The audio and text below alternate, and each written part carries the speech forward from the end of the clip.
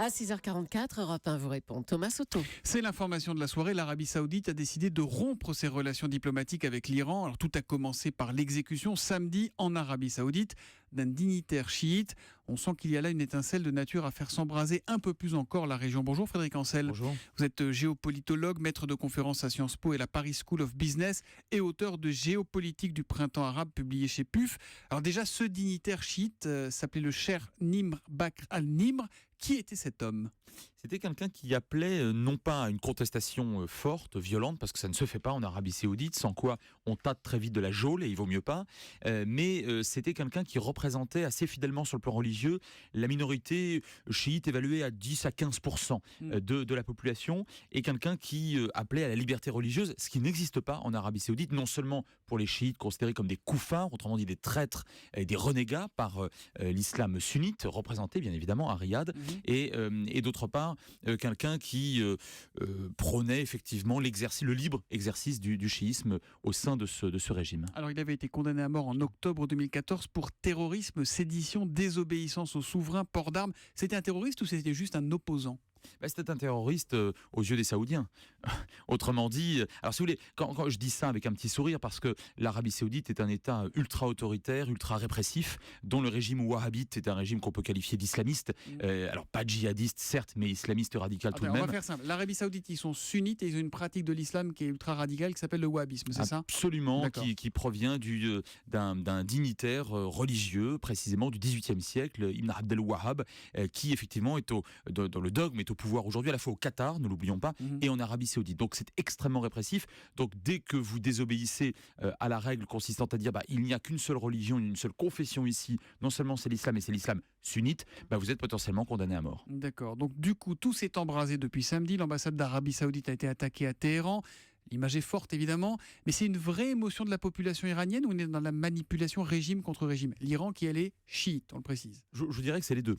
C'est les deux parce que nous avons un véritable embrasement, le terme est juste, depuis quelques années, voire depuis quelques décennies dans certaines régions, entre les deux branches principales de l'islam. Donc 85 à 90% des musulmans dans le monde sont des sunnites, sur 1,5 milliard de musulmans, vous faites le calcul, et entre donc 10 et 15% sont chiites. Les deux puissances tutélaires du sunnisme et du chiisme sont respectivement donc l'Arabie Saoudite, on l'a dit, et puis l'Iran.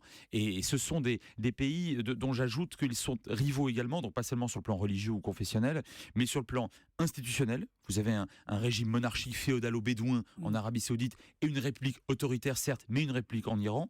Et puis vous avez aussi une concurrence énergétique qui est assez redoutable. C'est ça la vraie raison de tout ça, c'est ça, c'est le pétrole, c'est le gaz, c'est quoi ? Alors l'une des vraies raisons, ne ramenons pas tout à l'économique et au vil argent, mais néanmoins ça joue, et ça joue d'autant plus que depuis l'accord du 14 juillet dernier, l'accord sur le nucléaire, eh bien l'Iran revient dans le giron international, accepté comme tel par les Occidentaux, et dans les quelques années, et par les États-Unis évidemment, qui sont aussi des alliés des Saoudiens. Depuis février 45. Les États-Unis sont alliés de l'Arabie Saoudite depuis 1945. Nous, contrairement à ce qu'on dit souvent, nous ne sommes pas des alliés de l'Arabie Saoudite, mais nous sommes des fournisseurs, notamment d'armements lourds. Donc, ce sont des clients relativement précieux pour les Européens et pour les Français en particulier. Alors, Frédéric Ancel, on a donc appris hier soir tard que l'Arabie Saoudite coupait ses relations diplomatiques, rompait même, comme on dit, avec l'Iran. Ça veut dire quoi ? Qu'est-ce que ça change ? On est dans le symbole là encore, ou c'était pas arrivé depuis 91, je crois. Alors, il y a eu une tension très forte en 91. C'était surtout la véritable crise. C'était 79 avec donc l'arrivée de Khomeini et la chute du Shah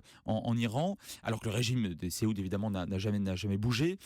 Oui, c'est assez symbolique parce que les relations sont déjà extrêmement mauvaises. Donc, on vient de le dire à plusieurs titres. C'est depuis plusieurs années. Nous avons affaire à une véritable guerre civile au sein de l'islam. J'ose employer le mot depuis plusieurs années entre donc les chiites et les sunnites. C'est instrumentalisé par deux puissances qu'on vient de voir, l'Iran et l'Arabie Saoudite, et ces derniers temps avec le printemps arabe qui a semblé donner un avantage aux chiites ou aux pro-chiites, avec Bachar el-Assad qui reste au pouvoir en Syrie, avec des groupes au Yémen notamment, en Irak, chiites de plus en plus puissants. Eh bien l'Arabie Saoudite se sent isolée, se sent entourée, et là aussi j'irais jusqu'à dire qu'elle perd son sang-froid. On le voit bien avec ces bombardements aériens pour l'essentiel des civils au Yémen, et on le voit bien Saoudien, donc avec cette montée de tension face à l'Iran. Attention encore très vif ce matin, puisqu'on apprend à l'instant que la police a essuyé des tirs dans le village natal du dignitaire chiite exécuté, la police saoudienne. Donc, tweet de Félé qui vous demande: une guerre Iran-Arabie Saoudite est-elle possible? Est-ce que ça peut être l'étape d'après? La réponse est non, heureusement d'ailleurs. Catégorique. Ah oui, c'est un non catégorique pour deux raisons très simples. La première, c'est que l'Arabie Saoudite ne se bat pas, elle n'a pas de troupes au sol, et qu'elle est sous protection des États-Unis. Autrement dit, elle n'attaque pas réellement, sauf quelques bombardements au Yémen, je vous l'ai dit, mais elle n'est pas non plus attaquée. Et l'Iran aurait bien tort de tenter l'aventure, puisque l'Iran, comme je le disais, le 14 juillet dernier a signé un accord nucléaire qui va lui permettre d'empocher en 2 ans la bagatelle de 140 milliards de dollars lourds pour construire des bateaux, des avions, des rigs, des raffineries, mais certainement pas pour faire la guerre à l'Arabie Saoudite. J'ajoute qu'il n'y a pas de frontière commune entre les deux pays. On a un tweet intéressant à l'instant de Max Actu. Y a-t-il un fond de désaccord sur les décisions vis-à-vis de la coalition ou de l'État islamique? Alors, très En gros, clairement. évidemment, la Syrie est au milieu de tout ça. Oui, alors la Syrie, effectivement, cristallise cette rivalité entre ces deux pays.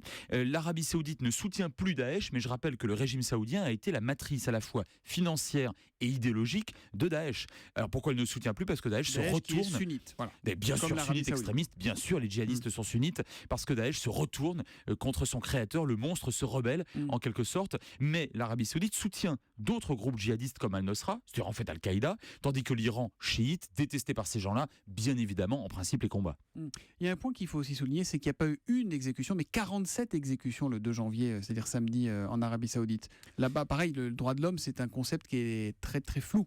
Extraordinairement évanescent. Vous employez là une litote. Ah oui, d'ailleurs l'Arabie Saoudite est le 2e pays en termes d'exécution au monde. Je ne vous parle même pas du droit des femmes, mais vous avez parmi les condamnés exécutés des gens qui, soi-disant, proviennent effectivement de Daesh. Donc ce sont des djihadistes.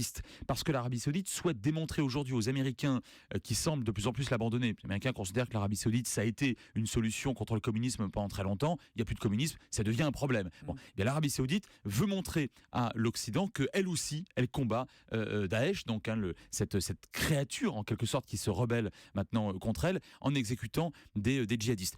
Très franchement, ça risque de ne pas tromper beaucoup de diplomatie. Est-ce que c'est Daesh qui sort grand vainqueur de tout ça? Entre les hésitations entre les Russes, les Américains, tout le monde n'a pas les mêmes objectifs, maintenant l'Arabie Saoudite, l'Iran, est-ce que on entendait depuis quelques semaines la petite musique qui dit Daesh recule, perd du terrain, ils ont perdu notamment Raqqa, etc. Est-ce que finalement nos divisions ne vont pas les servir?